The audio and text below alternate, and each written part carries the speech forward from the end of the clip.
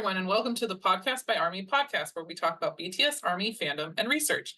We are your co-hosts, Dr. Kate Ringland and Jhertau Her, a university researcher. And today we're talking about the LGBTQIA plus community. Because it's what? Because it's what, Kate? It's Pride Month. Woo! Woo! And we're only just a little bit late in recording this, but it's still Pride Month. Anyway. But yeah, why are we talking about queerness when it comes to BTS? I can't think of a single reason. I can't think of a single reason either, Kate. Anyway, as Min said in Cypher Part 3, I don't know if I want to say this.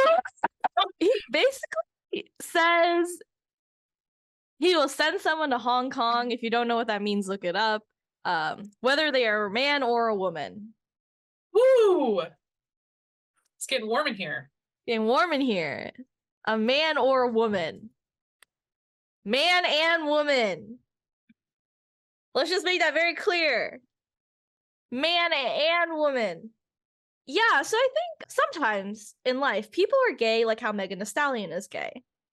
Megan Thee Stallion is a bisexual woman, if you were not aware. And Megan Thee Stallion, if you also weren't aware, is an American rapper from Houston, Texas. We love her, icon legend. And she is someone who has rapped before about liking women, about just women in general. And a lot of popular media, a lot of just people in the public don't know that she is bisexual. Which is interesting because she has never obviously said it, but since she's never obviously said it, people don't label her in that type of way. And this happens with a lot of other celebrities as well. It's almost like sometimes a celebrity will say things within their art, within what they make, what they create, but they'll never obviously say the words, I am gay. And because of that, people do not perceive them as a queer individual. Right. There's a lot of reasons why people do this. Number one, safety. A lot of times people live in countries where it's not safe to present in certain types of ways or to be open about their sexuality. Number two, privacy. Often people are proud of who they are. However, they don't want to share it with other people because they're a celebrity and very public facing. Mm-hmm. And there's just a variety of reasons. It's just, yeah. So a lot of times celebrities are gay like how Megan Thee Stallion is gay. And that's how I explain it to a lot of people. I like that. I think that's a good explanation. Yeah. There's different ways to express yourself as a queer person. And for me, I'm not open as in I don't talk about it, but it's not a big deal to me. And if it comes up naturally in how I'm expressing myself, then that's cool because it's just a normal part of my life. But it's not like I need to run around saying, oh, I'm X or Y or whatever label. And I don't know, to me, that feels more normalizing it than having it be some sort of thing we parade around, especially for celebrities. But I also really hate the way that if someone doesn't come out about their sexuality, then the assumption is that they're straight, which don't love that assumption as the standard thing. Anyway. Yeah, I agree with that. I am someone of the opinion that I don't talk about my sexuality a lot. I don't talk about my gender a lot either. Spoilers for the listeners. But I'm someone who rejects a lot of things. So labels are important for me. However, for many people, labels are very important and integral and meaningful to them.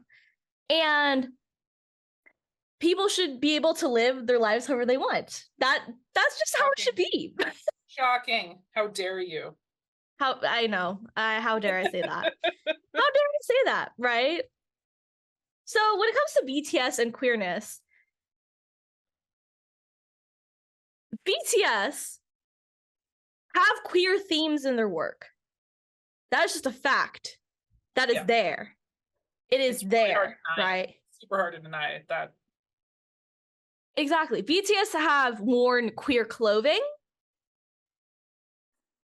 that they have themselves have chosen, by the way. This is not chosen by a designer or a stylist. This is them choosing to wear this piece of clothing that has this certain meaning or connotation behind it.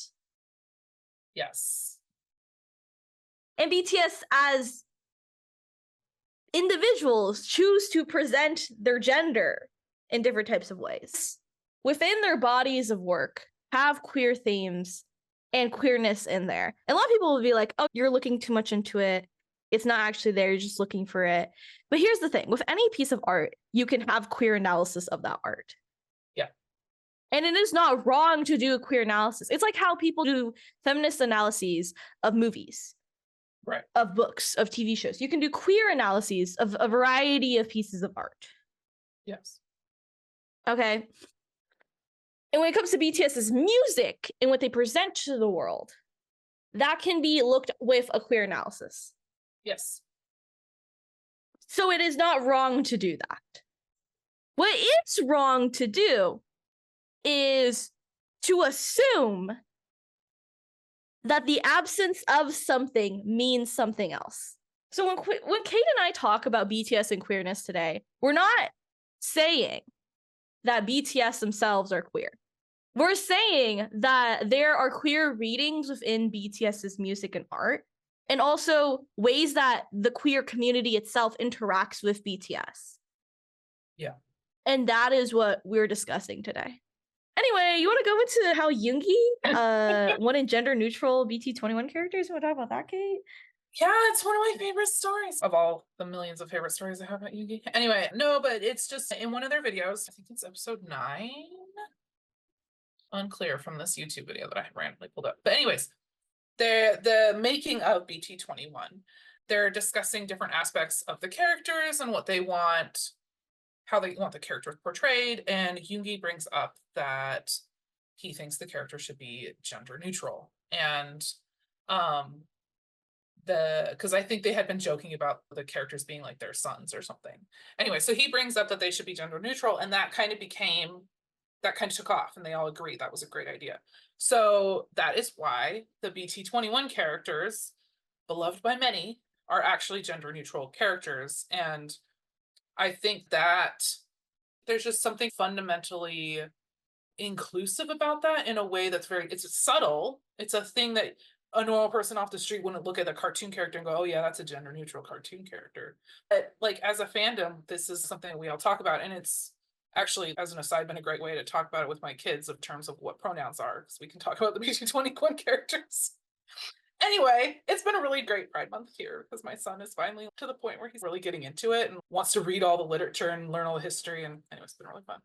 But yes, Yoongi, BT21 characters, gender neutral. And we love that. Something really it's like really poignant that the gender neutral suggestion came from Yoongi as well.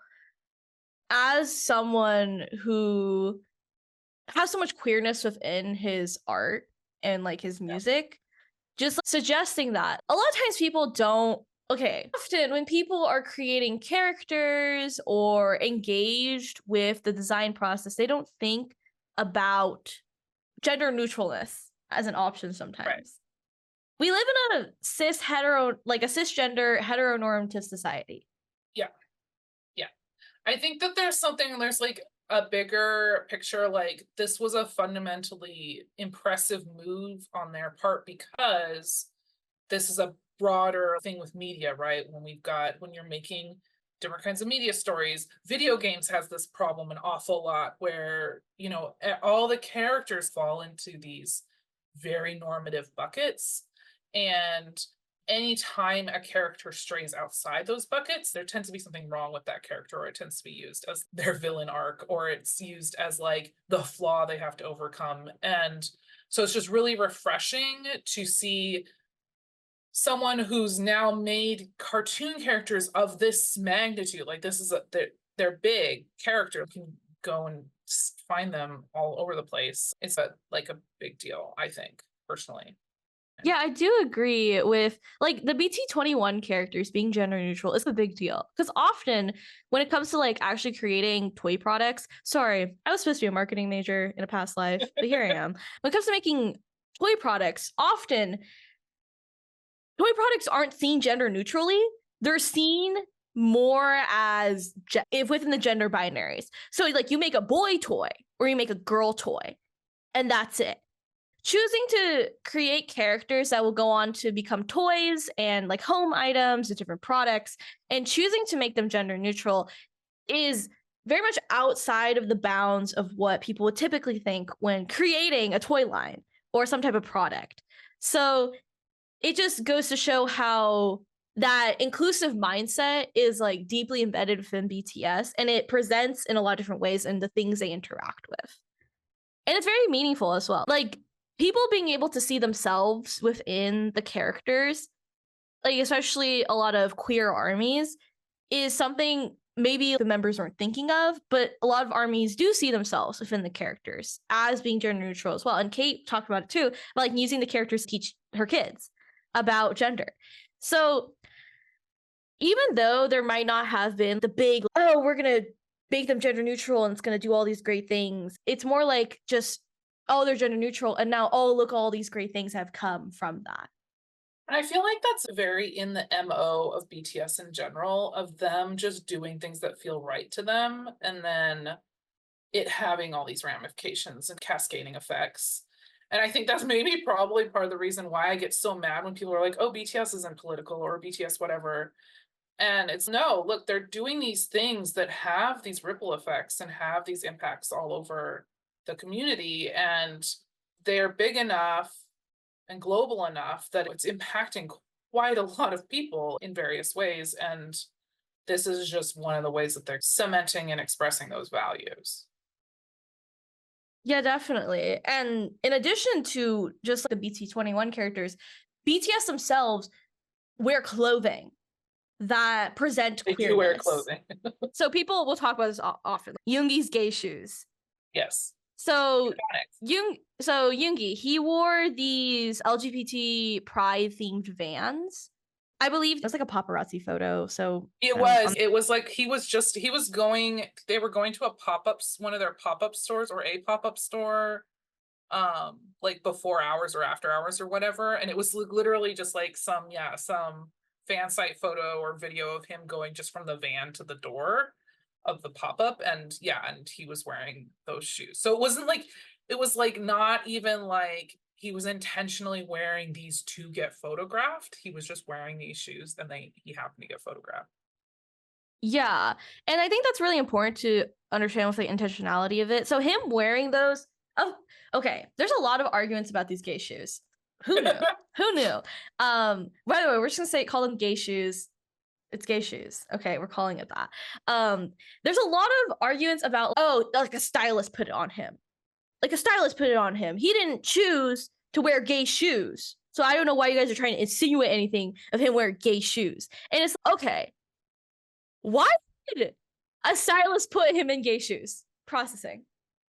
So again, Kate already touched on this. He did not go into this space with the intentions to get photographed. So most likely those are his own shoes? Question mark. So him wearing those shoes is him expressing a certain view. And I don't think it's wrong for queer armies to look into that and think, oh, he's supportive, right? Or he has some type of positive perspective on queerness and on the queer community. And I think it's okay to say that with him wearing LGBT pride Vans that he most likely wore and chose to wear by himself. Yeah. And a lot of people will be like, it's like a public outing, so stylists probably did it. Okay, then answer why a stylist would put him in those shoes. Regardless, it's still a message being broadcast to everyone, and Yoongi is wearing them. And people can't just say, oh, the stylist didn't know, the stylist didn't know. Stylists choose the clothing themselves. It's literally their job. And these aren't just random shoes. These were like limited edition, tons of money. Proceeds went to the Travis Foundation or something. These are not normal, oh, pretty shoes. These are like The stylist, if a stylist was involved, knew what they were doing. Otherwise, it was Yoongi buying these and putting them on his own feet. Either which way, message is being sent. Yeah. So the gay shoes, who knew so much discourse could come from gay shoes? But the gay shoes are important to talk about when talking about queerness in BTS, because BTS have done things that, oh my God, we didn't even talk about the Frank Ocean song. We didn't even put that on our notes. We're gonna brush over that right now. I don't think that's a whole other episode. But Yoongi wearing those shoes is important because it's him expressing some type of thing. And I don't think it's wrong to say that he is. Conclusion. Concluded. Yeah, I think we've established our argument. People may And next we're gonna move to Jimin gay pants. First we got the gay shoes and now we got the gay pants. Do you want to talk about the gay pants, Kate? The gay pants is interesting because now this was probably a stylist's choice. Although we've now established that Jimin is very much aware, given him talking about the Set Me Free set and him understanding what the panopticon was and why the music video, whoever designed that part of the set, like why they did that and all that. He is aware of what is happening in his music videos, just so we can establish that before people try to undermine this. But he's wearing Maplethorpe on his pants, and they're gay pants. So Jimin's in the Like Crazy music video wore these pants, and it had a man's face on it. So these pants, they're black leather pants, and they're from the brand Misbehave, so MISBHV. And these pants have the American photographer Robert Mapplethorpe.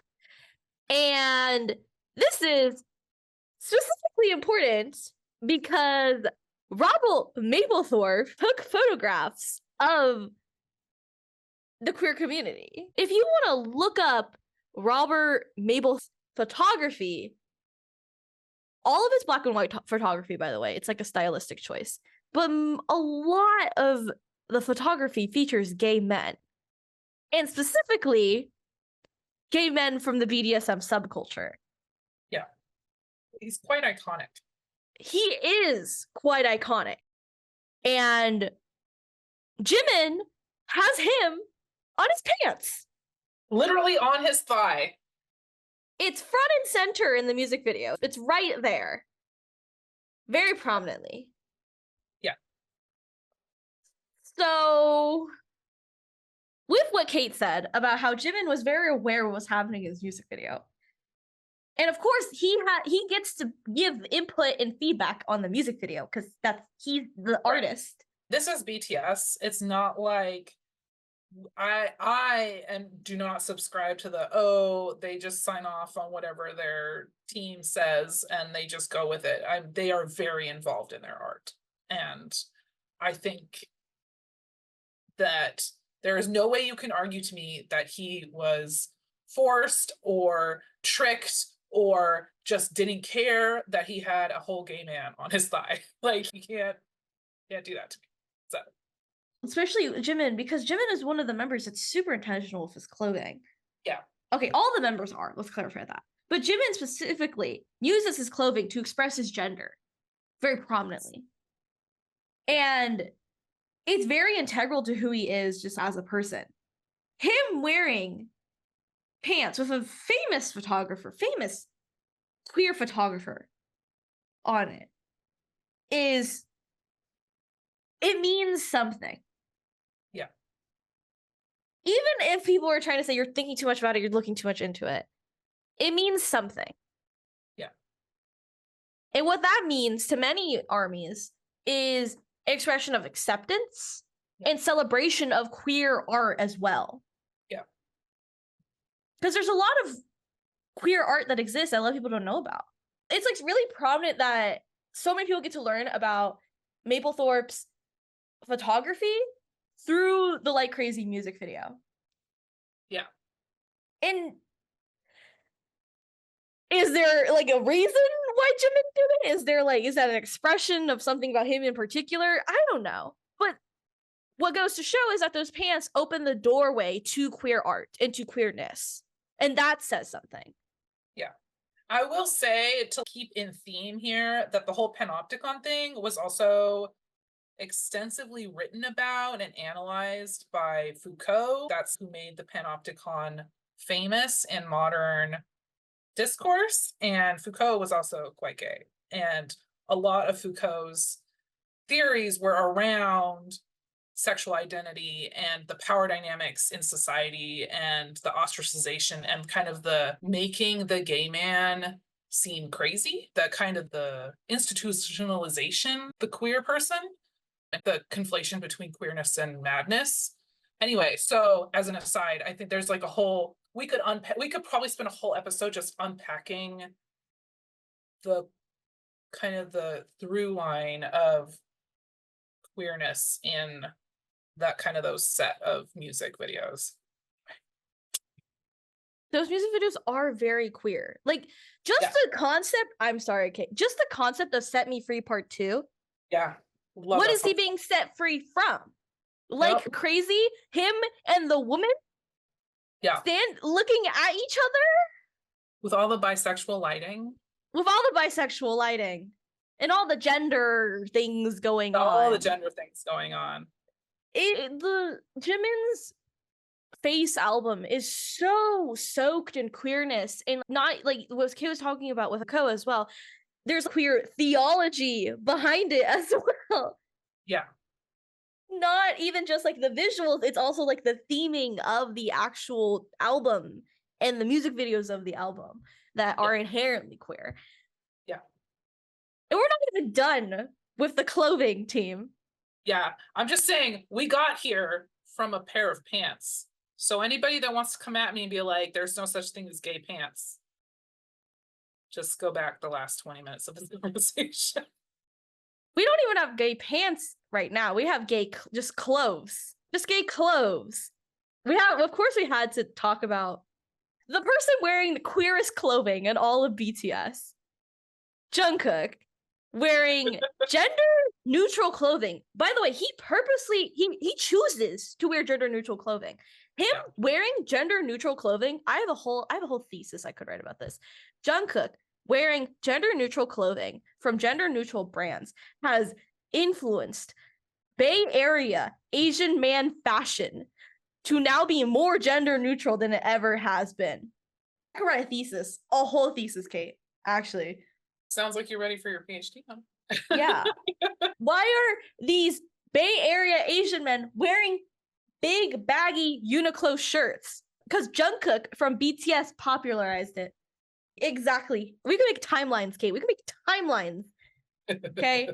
Because Jungkook, he wore genderless clothing. Specifically, there's this one instance where he wore genderless clothing from this brand called Fake Chemical Club.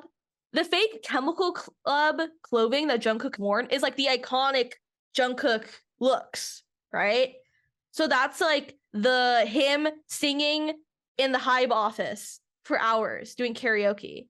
The clothing that Jungkook personally wears, just out and about, he personally has chosen the clothing he wears. That is his fashion, that is his style. He chooses to wear clothing from brands that make genderless or gender neutral clothing.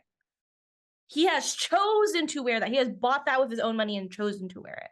So when we talk about BTS in this clothing, we're talking about the messages they send with that clothing. Yeah. And Jungkook, specifically, choosing to wear gender neutral and genderless clothing is so queer. It sure is. Devoid of his identity and what he identifies as, the act of wearing that clothing is, number one, supporting a gender neutral and genderless clothing brand. And number two, sending a message of acceptance of that type of gender presentation to the world. And it's very prominent that a celebrity of his caliber does that. Right. And it's done with a fearlessness, with an acceptance of who he is as a person. Like, it's not like a awkward, like, oh, I'm wearing this, right? It's like he wears that and he's comfortable. That's his style of how he wears clothing. Right. We touched on this at the beginning, but Yoongi and like the Hong Kong line, iconic. And BTS have other moments in their music that this happens. BTS for the last several years haven't used gendered pronouns within their music. And that's very prominent. Okay? We're gonna say it. We're gonna say it now. All right? But when they do use gendered pronouns in their music, Yoongi does a Hong Kong line. Namjoon, most recently, in the song Nuts for his album Right Place, Wrong Person. He says, I can say this line. I'm okay with saying this. She's a pro Rida, Rida. And he also then in another verse says, he's a pro Rida, Rida.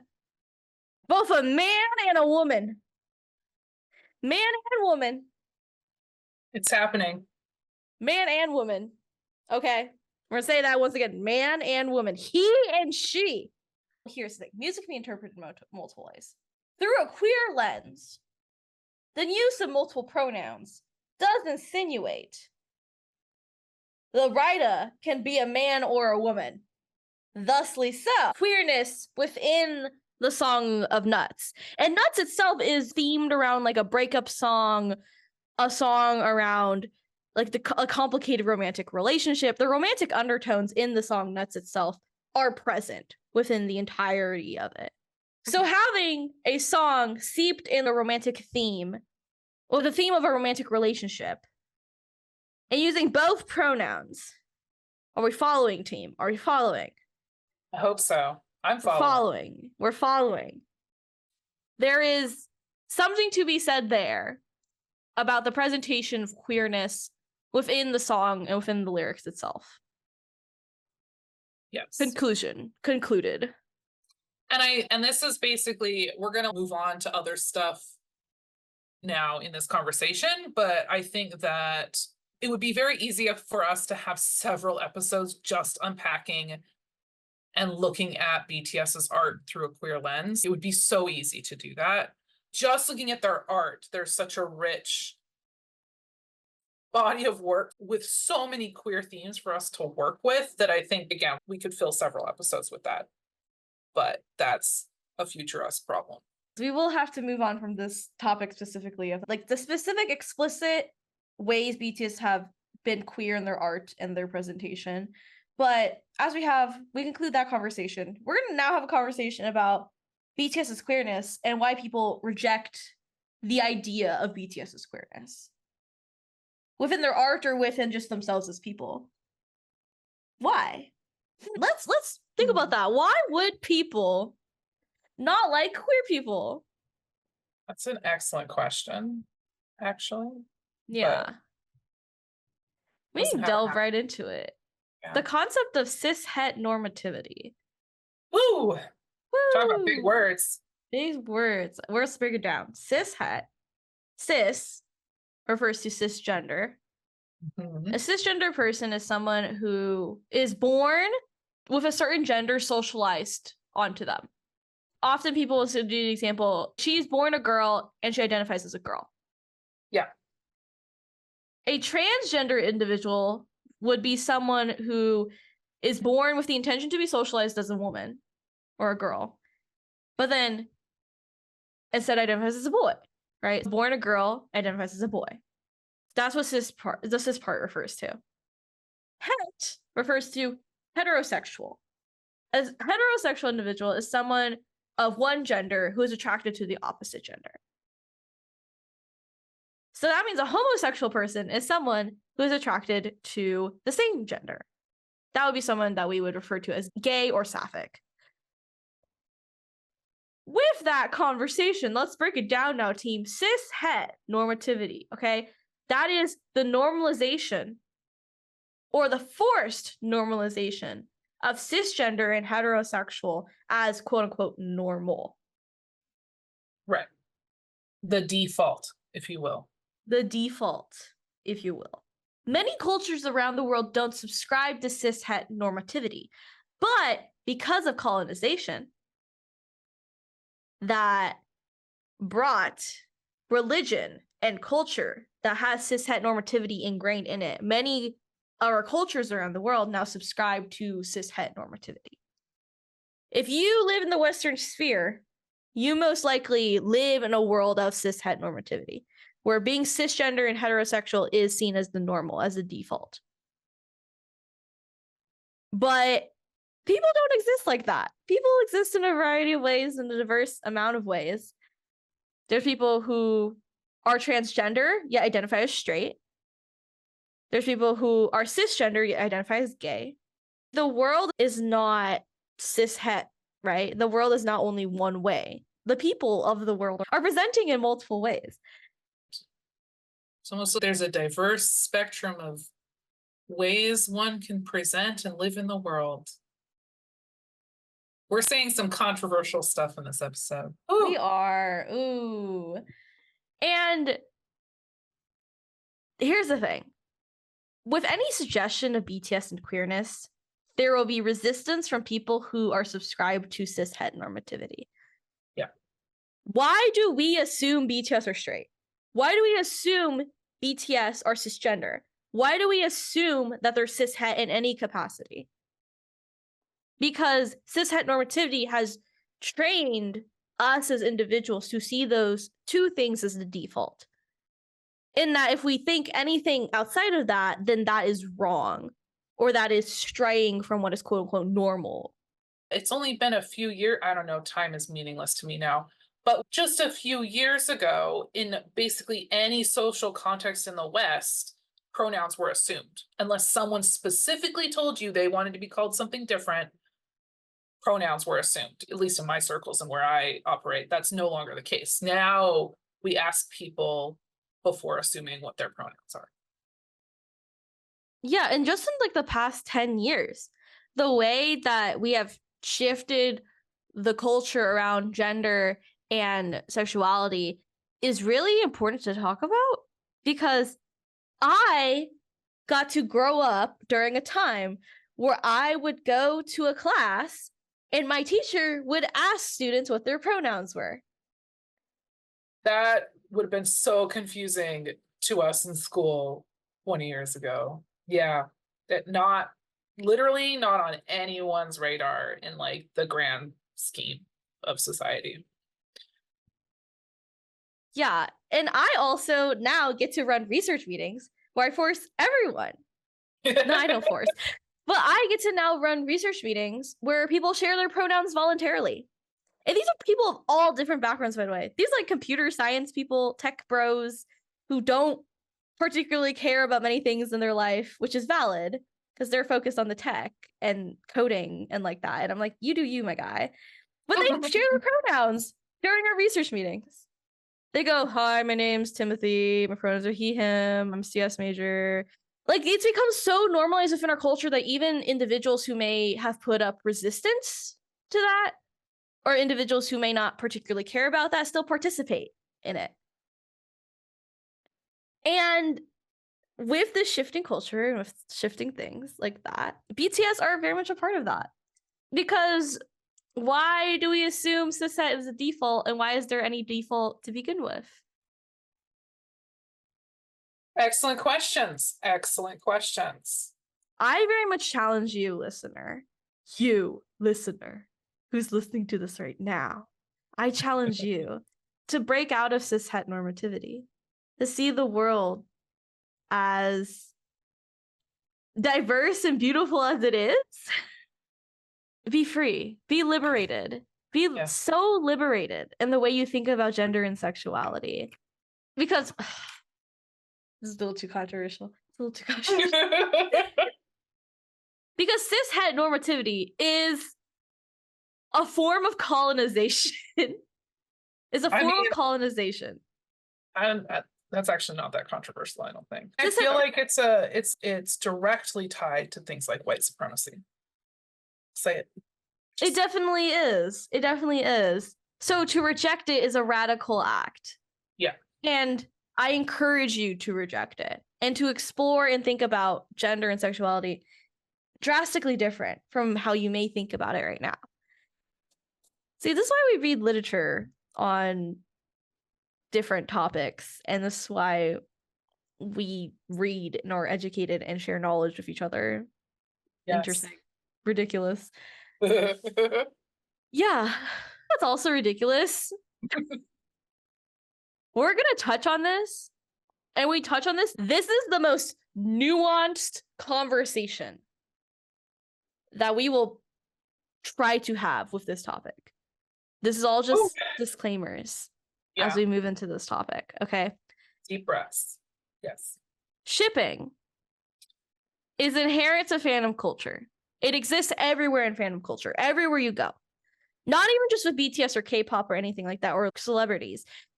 You can go into a fandom where there's only 2 characters, those 2 characters will be shipped. Yeah. Because shipping is just inherent to fandom culture. That's how people interact with fandom. That is a lens that people interact with fandom. I've talked about this on a previous episode on the My Hero Academia fandom.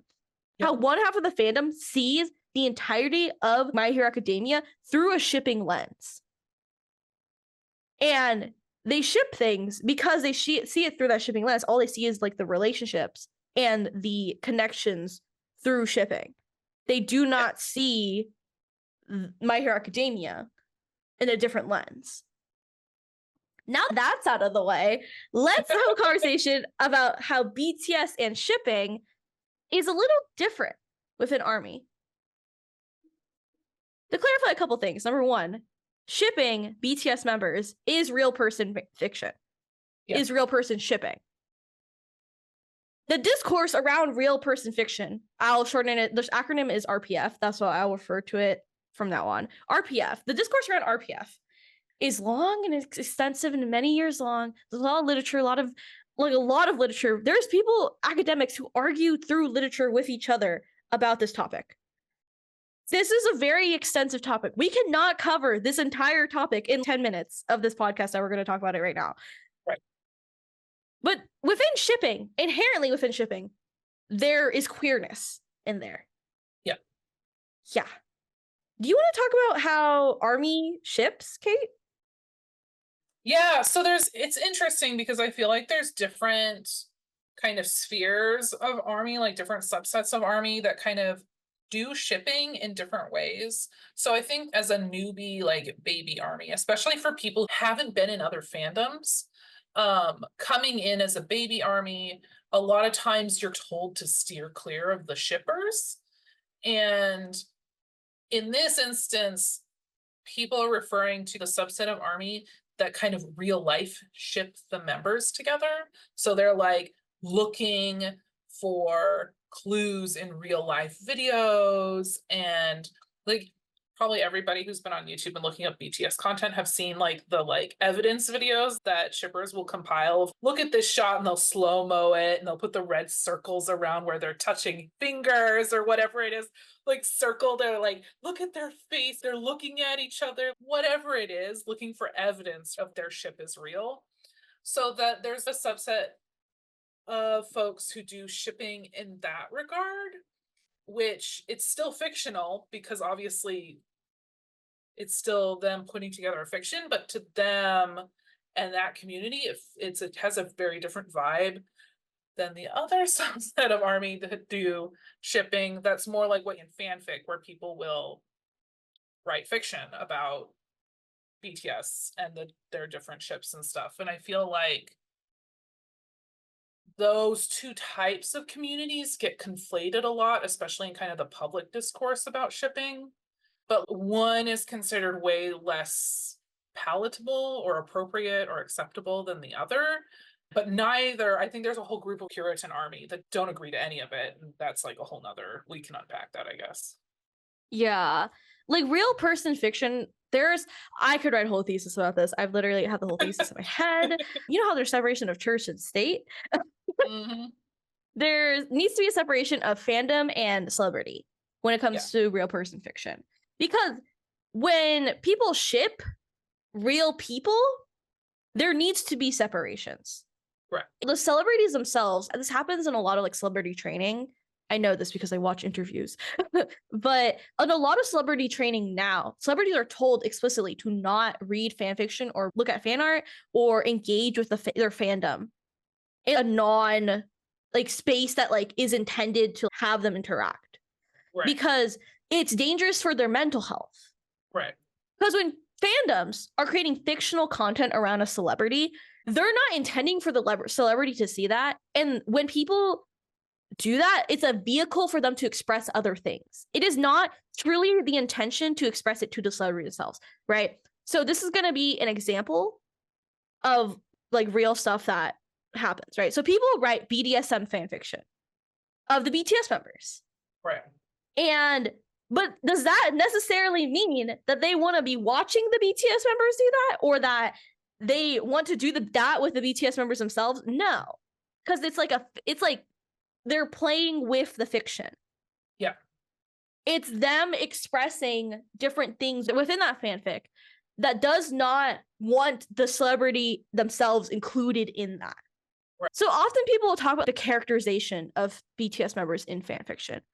And when they talk about that, they're separating this character within the fanfic from the actual member themselves. And a lot of people will be like, oh, so you don't see the members as real people who have their own agency and like that? No, they do. That's why there's the separation.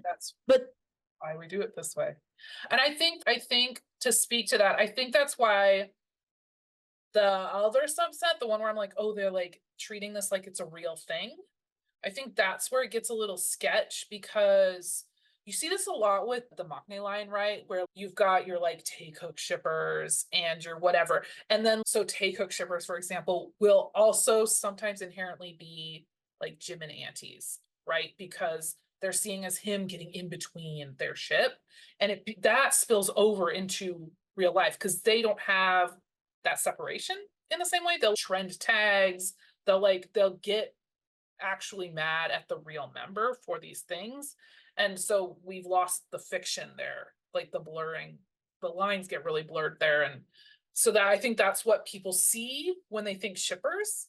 And yeah, obviously that's bad. We don't want that actually reaching the members, right? There are unspoken rules about that. And this is breaking one of those rules. And I think it's interesting with BTS in particular, because they have engaged in their own fan fiction. Like they have participated in the creation of their own fan fiction. And I think that they have made it very clear what those lines of like those layers of separation are between them as real people versus them as their characters versus their other personas and stuff. And I think that there's a lot more to unpack there, but I think that line of separation is what makes this really important. And I think that especially when things spill over onto the timeline and onto other places where discourse is happening, and people who don't ship at all or don't understand the entire intent behind fan fiction, for example, when they become part of that discourse, things get really tense, shall we say. Yeah, I agree with that. Because again, it's about the separation. People who have been writing fan fiction for a long time know the unspoken rules. And if you're new to fan fiction, but you're ingrained in fan fiction culture and in spaces where fan fiction is very prominent, you learn these rules, right?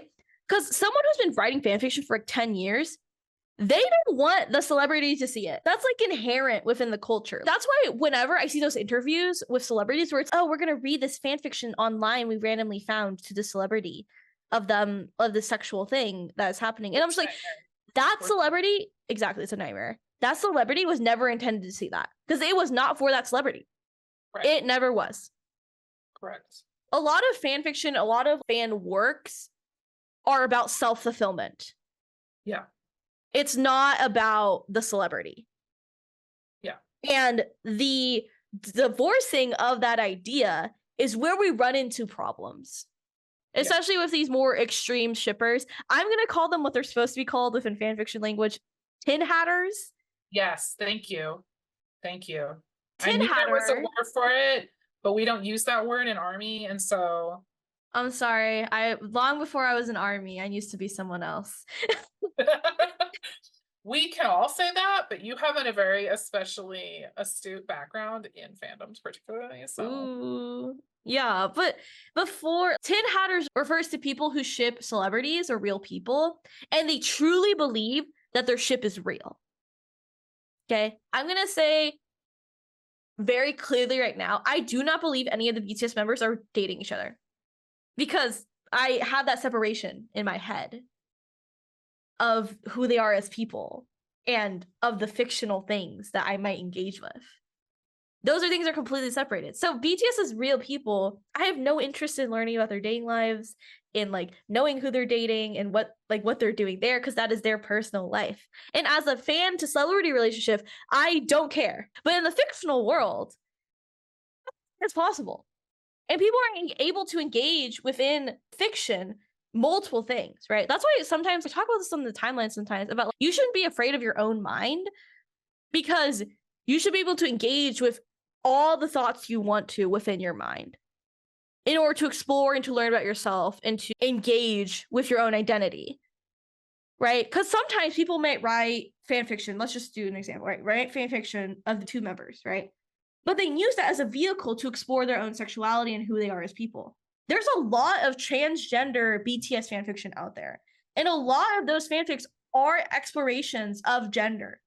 And specifically, I've read a fanfic like this recently, where one member was like quote straight or like in a gray sexuality area, and another member was gay. And the author, when they wrote that, they were expressing their own complicated feelings with their own sexuality. Yeah. Oh, am I gay? Am I not?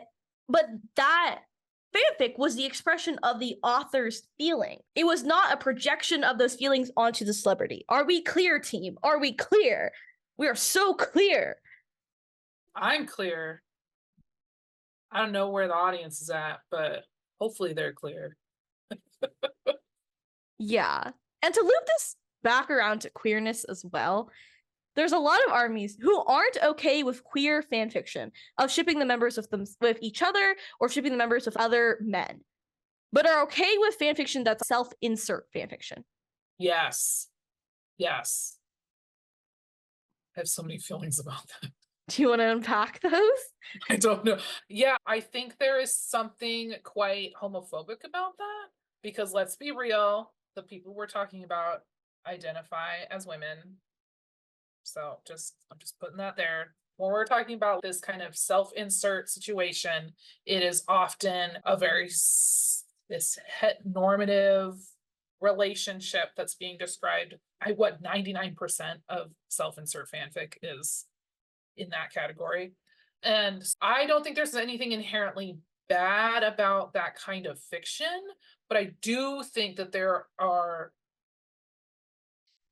She takes a deep breath. I do think that there are some inherent like problematic things in having this kind of very cis heteronormative fiction being the only kind you're okay with, and screams a little bit homophobia to me, screams a little bit like all these icky vibes we've been talking about here and trying to unpack. I think that there obviously fanfic again is a little bit of wish fulfillment, a little bit of like self-exploration, but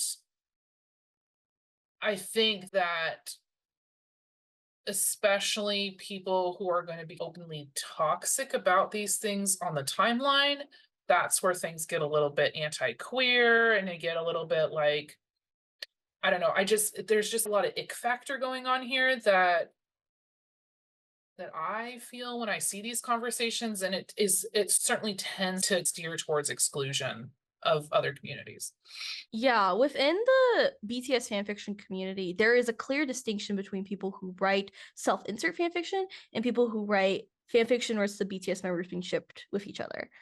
Within Tumblr, the Tumblr fanfiction writing community, there's some spaces that only write male and female relationships, like the BTS member X, like a female, your name, female character. Yeah. And that's the only thing they allow. And if you write real person fiction with a BTS member and another BTS member together, then that's seen as gross and weird. And you're outcasted from the community because of that. So there's something to be said here as well about how a lot of self-insert fanfiction authors are white women. Going back to what we were talking about with colonization and how whiteness is so inherently tied with cishet normativity, and anything diverging from that is seen as a threat. Because, okay, let's be clear here. If you write fanfiction, you are a fanfic author inherently. People think that, oh, there's levels, right? I'm not like those people. No, we are all the same.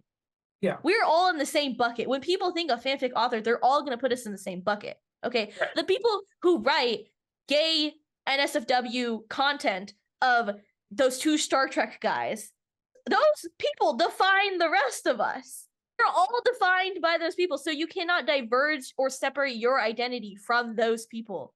It's like how in the queer community, kink cannot be diverged from queerness. It is inherent to the community.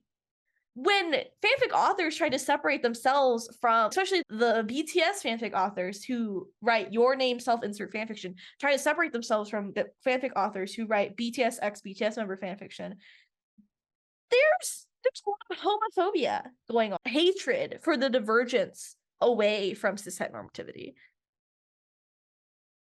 It's almost like the presence of queerness makes people upset. Ooh. It's almost, except for the people that like it for the wrong reasons. Ooh, and that's where we go into our next topic. That was my transition. Wasn't that great? Yeah, that was pretty good. That was iconic. Maybe you could be in charge of transitions from now on. No, that was my shining moment. That's it now. Pretty iconic, though. With this whole conversation about queerness and fan fiction and just real person fiction, we're going to have a whole episode solely about fan fiction, by the way. Stay tuned for that. That's going to be fun. Stay tuned. But we cannot have this conversation without talking about fetishization. Specifically, the fetishization of Asian men, and then even more specifically, the fetishization of gay Asian men. Yes. Okay? Gay Asian men are specifically often fetishized within the context of boys' love, like BL or yaoi. And let's be clear here. And let's make this explicitly clear here that yaoi comes from the Japanese market. But it does influence a lot of the overall market of content in Asia and then also in the world itself. Right? People who want to read content of 2 men being in love, they're not going to be like, ooh, let me go check out what Germany is doing, right? Or Finland is doing. They're going to go read yaoi from Japan. Okay, let's be clear here. There's a lot of nuance when talking about yaoi that I just want to present here, because there's some people who have very strong opinions about it. I think many people are entitled to their own opinions about it. I'm just offering my perspective on it as someone who has been ingrained in literature and as someone who's also participated in this culture for a long time, right? I have talked about before how I was really into anime before I ever became an ARMY. A lot of that anime was yaoi, okay? We'll say it. Yes, I watched Banana Fish. People are going to say Banana Fish isn't yaoi. It is. Hot take. I'm sorry, team. I'm sorry. I watched Free, the swimming anime. I watched that. I watched Yuri on Ice when it was coming out. Week by week. I watched as all of us screamed when they kissed. Let's just make that very explicitly clear here, right? Yaoi, yes. Within yaoi itself, there is fetishization. There are female authors who write yaoi content and publish it, and who are very successful at it, who are also homophobic. Right. Who do not see the characters they write as their own people. They see it as a vehicle of sexualization and fetishization.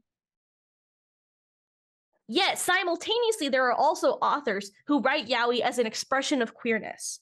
Especially living in Japan, that's a very conservative country, that, number one, doesn't have gay marriage legalized. Number two, has laws that persecute people if they're, like, witnessed participating in gay sex at all. Many authors who write yaoi, who may present as women, really are trans men, but not explicitly ever said, right? So these authors who write yaoi as an expression of queerness, they're doing it because they're queer themselves, and that's how they're expressing themselves, right? Separate from yaoi, there's also not yaoi, but BL that's written by gay men. Right. There's a whole subsection of manga and literature, just like how yaoi is a subsection of literature. The markets that these types of content are being advertised to are different, yet inherently it's all queer. Right. Within that, there's also the third reason why people write yaoi. A lot of women write yaoi in a feminist sort of way.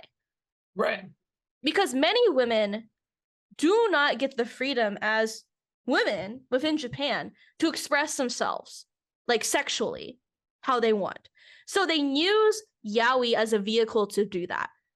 So they like self-insert. That's not the best way to put it, but they see themselves within the main character of the yaoi. And then they have, it's like sexual liberation through writing it through the yaoi, which itself is very queer. Right. Super queer. And I Super I see queer. that happen. You can tell when that's happening in BTS fanfic. Like it reads different. You can see it. Like if you've read a lot of fanfic, you can see when the fanfic itself is inherently queer and when it's more like somebody putting on a queer suit and doesn't quite know how to wear it. Yeah. With BTS, we're going to get more into this in the fanfiction episode, Yeah. but there's a lot of BTS fanfiction where you can tell if it's written by a queer person or by a cis het person. I'm sorry. Okay, I think cis het people should write fiction about queer people. I think they should. But it does read different. Yeah. There is fetishization of BTS and sexualization of them because they are Asian men. And then the projection of gayness onto them to further fetishize and sexualize them. Yeah. But also, people view BTS queerly and also sexually, which is perfectly fine to view them sexually, by the way. Let's just make that very clear right now, okay? If you think you can't view BTS sexually or other people can't, that's a very puritanical view, and I suggest that you kind of break down and reflect. Yeah, and reflect think on about that for a bit. Yeah, because all those things, okay, thinking about BTS queerly and then fetishizing them, those are separate things. Because the fetishization of BTS as Asian men is a problem, okay? Yeah. Fetishization in just like overall is a problem because fetishization is devoiding that person of the humanity and autonomy and control of like their sexual expression. Yeah. So often when BTS get fetishized and sexualized, they're further sexualized into submissive roles as Asian men. Yeah. Who are emasculated.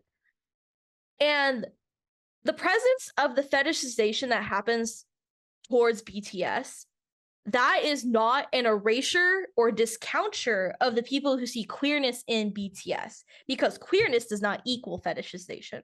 That was a lot to process right there. There's a lot going on in this episode, I'm realizing. There is a lot. People are doing self-care, pausing, reflecting. And reflecting.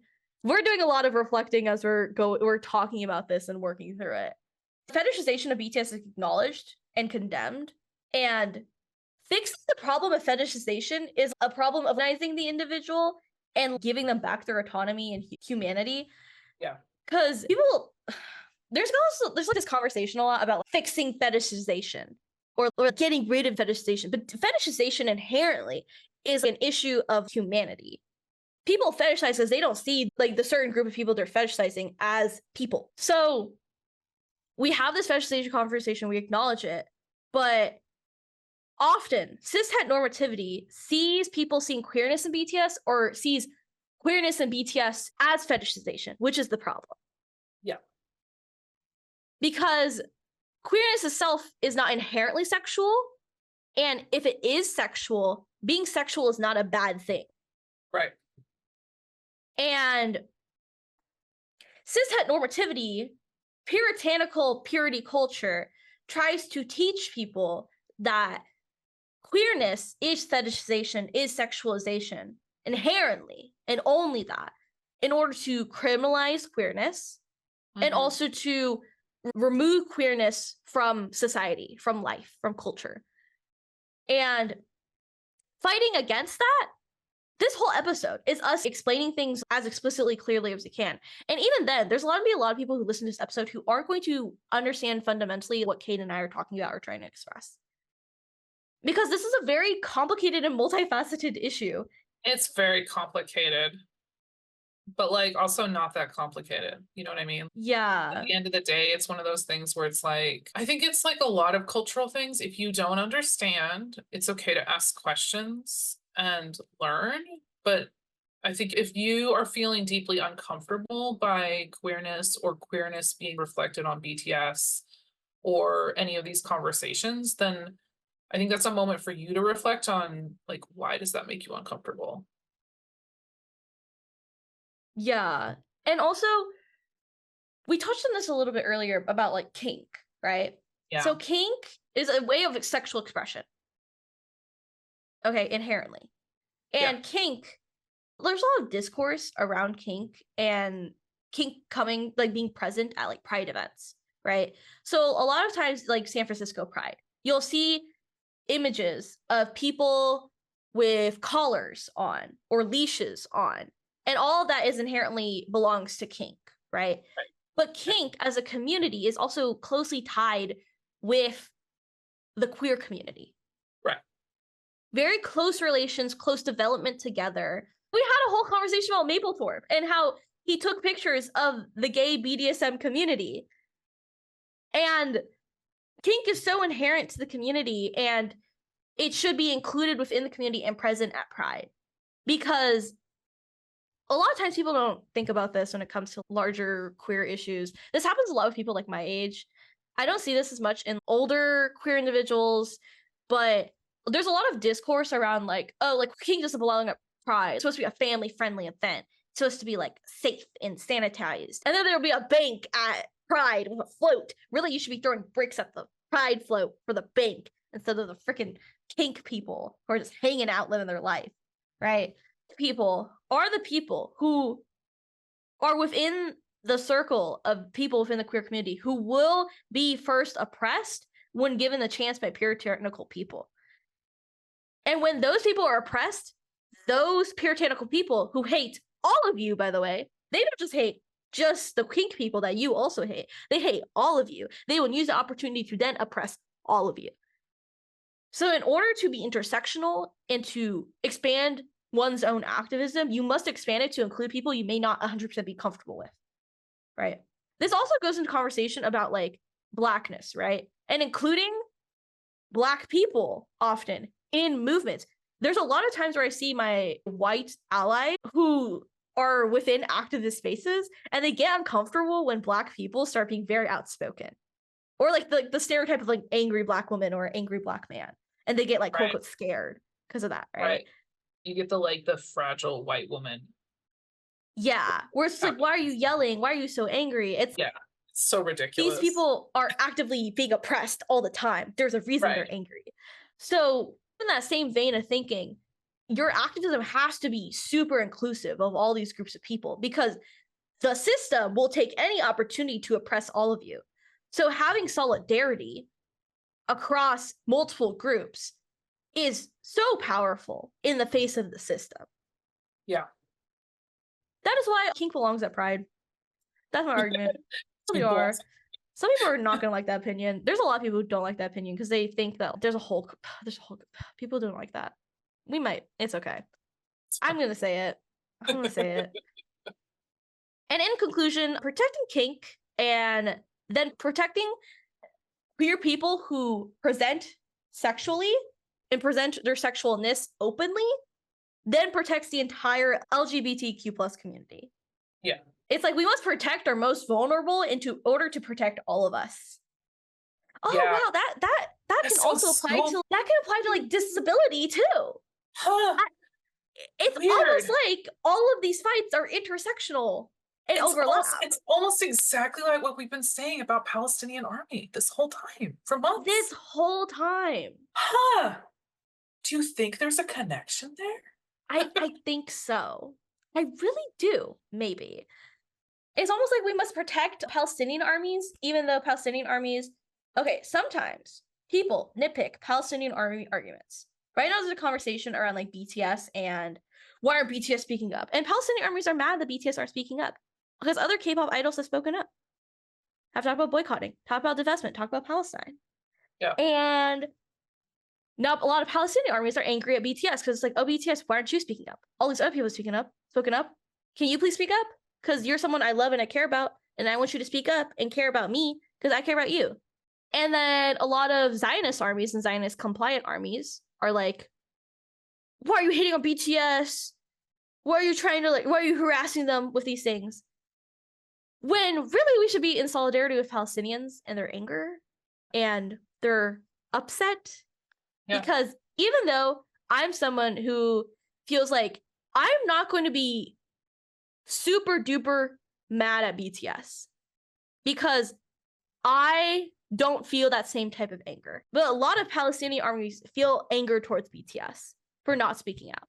And I'm not going to invalidate that anger ever. I think they are right in that anger and deserve to be able to express that anger. Yeah. And it's almost we should allow people who are oppressed to be feeling what they're feeling and then support them in that feeling, even if we may not 100% agree with that feeling. Because people who are oppressed should be in charge of their own liberation, and we should support them in being charged in the liberation. I don't know. Ooh, so radical up in here. Yeah. It's almost like everything we talk about is intersectional. And when we talk about queerness, we can't not talk about neurodivergence. We can't not talk about disability. We can't not talk about Palestine. And with that bombshell that we just dropped, Kate and I were going to conclude this episode because it's been over an hour. Yes. Kate, any final thoughts? Final thoughts. Happy Pride. I think there's a lot going on in the world right now. Not all of it's good. A lot of it isn't good. I'll be real. But I don't know. I feel like I'm taking this opportunity to really do some reflection on my own complicity in things and my own positioning of how I'm moving and being in the world and my relationship with my communities. And I guess for me, this is a good moment for me to call out to you all and suggest doing some of that reflection, because all of this is connected. All of this, maybe you personally can't stop a whole genocide. You personally can't stop an entire group of people from being persecuted or whatever. But you can make a difference in your small community. You can speak out when people are being harassed. You can be someone who helps normalize things that are currently oppressed.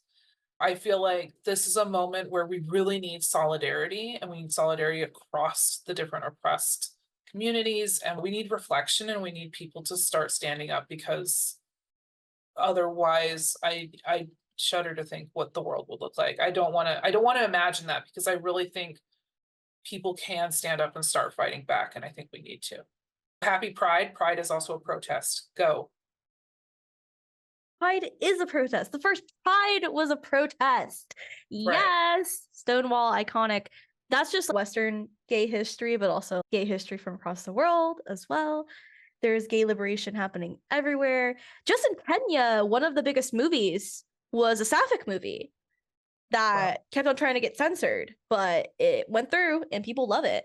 The tides are turning. Queerness is taking over. The gay agenda is spreading. And as we talk about Pride Month as well, I talked about this. This is the first thing I tweeted when June 1st came around, because I was thinking about it a lot. There's like the queering the map thing online, and there's a bunch of little dots in Palestine of Palestinian people talking about being queer and the genocide that's happening.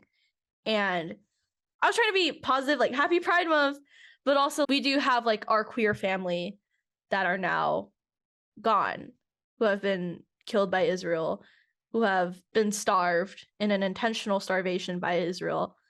And it makes me very emotional to think about those people and to think about I feel like when I meet other queer people, I feel in community with them. I feel like that's my family, right? Found family is a whole thing. We didn't even talk about BTS and found family and fan fiction. Oh my God. We didn't can even touch unpack on it in that. our fan fiction episode. Yeah. But with like kind of that thinking, like queer people that I meet, those are my family. And in addition to the family that I already have, all right, we love that. But like when we meet other queer people, those are my family, knowing that people who I consider my family are now gone. And even if I've never met those people, even if we've never interacted human to human, it's still really sad that this pride, even as we're walking in parades and having our pride celebrations, there's people who should be here with us and should be celebrating with us who are not. And as we end this episode, I leave you with those thoughts. I leave you with encouragement to keep fighting for liberated Palestine. This whole season is just Palestine. It's just like you think we can't talk about Palestine in some type of way, but we can. We can make those connections. We can make all those connections. And sending much love to all the queer people out there, the people who are out, the people who are not out, the people who are still figuring it out. Sending much love to all of you. Happy Pride and free Palestine. That's all I got. Have a good day. Bye. Bye.